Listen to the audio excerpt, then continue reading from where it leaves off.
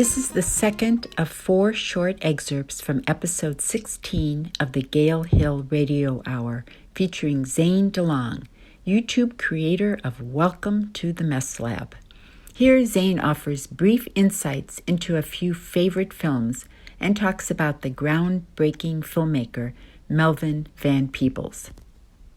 I've got to say, my favorite of the bunch was Hanging Garden. I spent the most time talking about it in the video.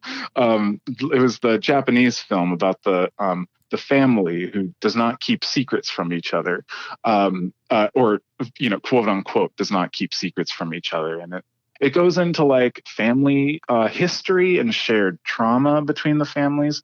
And it does it in such an interesting way. It, like, the camera literally moves and tilts and twirls in a way that supports the character's state of mind. It's really interesting because that could very easily come across as self-indulgent, but like it actually just comes across as supportive, right? Of the these characters who they function normally. It's just they've got some stuff they need to address.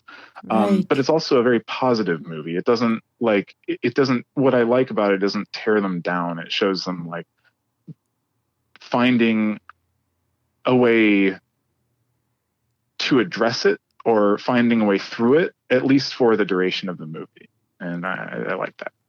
One of your sources that you included with this episode is Melvin Van Peebles' Essential Films. Is Yes. One of these films by Melvin Van Peebles? Yeah, 2 of them actually. Oh. Both The Story of a 3-Day Pass and Watermelon Man. Okay. Yeah, those are wonderful.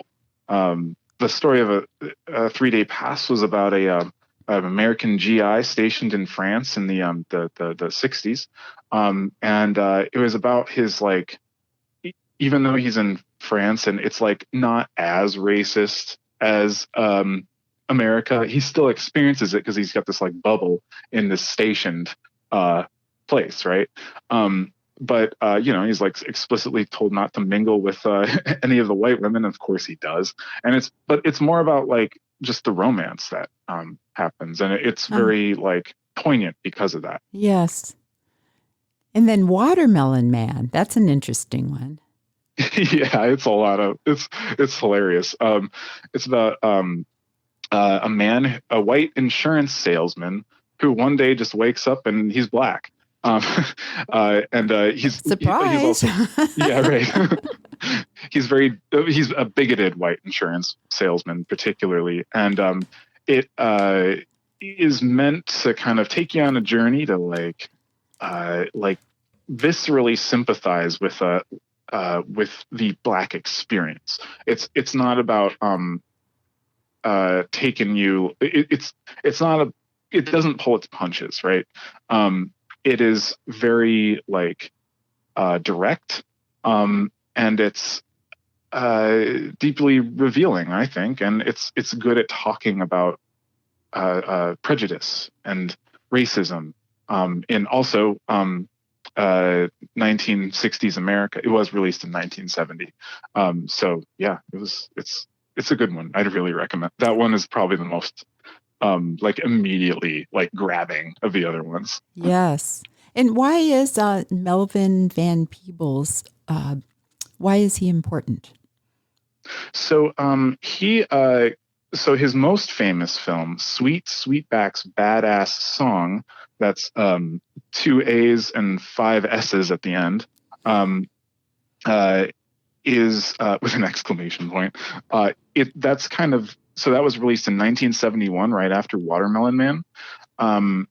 This was an independent film made by a black filmmaker about a black male, I guess prostitute, I guess you would say, who murders a white policeman and then goes on the run. Again, 1971, and it actually was a huge hit. And it was one of the very first. It was it was one of the very first hits of its time, of its style, of its time, right?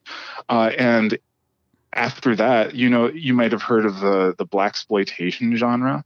Right. That came immediately after, and Shaft came immediately after it, though I think that one was being made at the same time, but came a little bit after it. But nonetheless, it's like it is the granddaddy of that, that movement, but it's not the same kind of movie. It's more, again, just like his other films, it's more direct. It's more, it's not worried about, apologizing. That's not going to pull its punches. Whereas a lot of those blaxploitation movies, those tended to be produced by white people with black actors, Sweetback was totally independent crew, not even union people, mostly not union. Some were, but it's a classic. It really is. I love it. This is Kate again. To hear more about Welcome to the Mess Lab, you'll find other excerpts on this channel and the entire Gale Hill Radio Hour episode 16 on Spotify, Apple and Google Podcasts, iHeart, and other podcast directories.